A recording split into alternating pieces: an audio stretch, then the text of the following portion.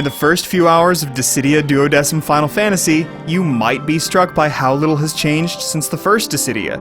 You get a new story and some new characters, but everything else seems a little too much the same.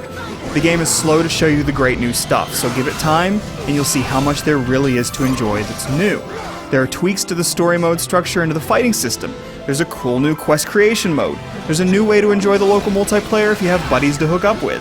And it's all wrapped into a huge package that's constantly giving you all sorts of stuff. Currency, equipment, costumes, music, new moves, and even new gameplay modes.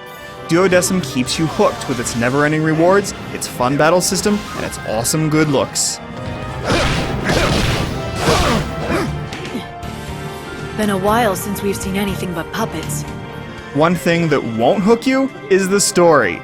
No surprise here if you played the first Dissidia, but it's still disappointing. If you didn't play the first game, here's the gist. Duodecim is a combination role-playing game and fighting game.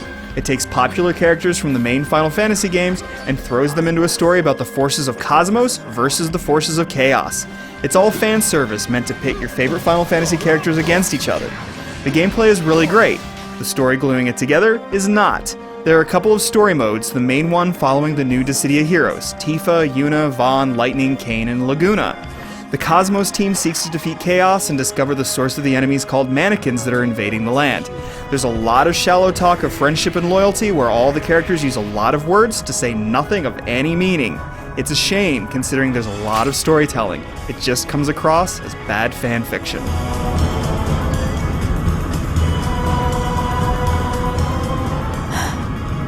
Luckily, the fighting is still top-notch and there are some great additions here.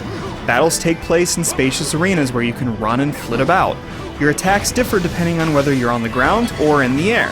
There are two types of attacks. With a bravery attack, you raise your bravery account and lower your opponents. And the higher your bravery account, the more damage you do with the second type of attack, the HP attack.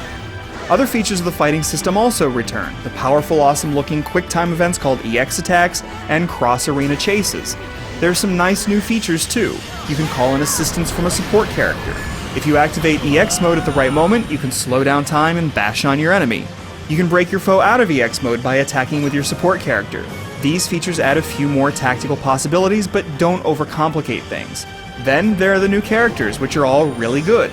Lightning switches between different modes, almost like she's 3 fighters in one.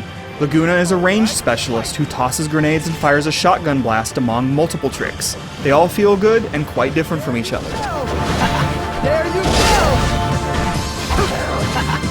Other changes relate to the story mode structure. You still move from battle to battle on a game board and level up your characters as you go.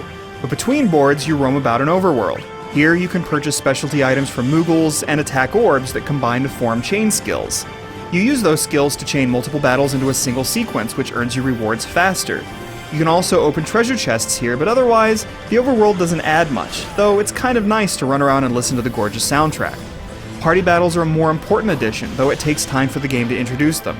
In them, you string multiple fights together, either switching characters between battles, or when the one you're using is defeated.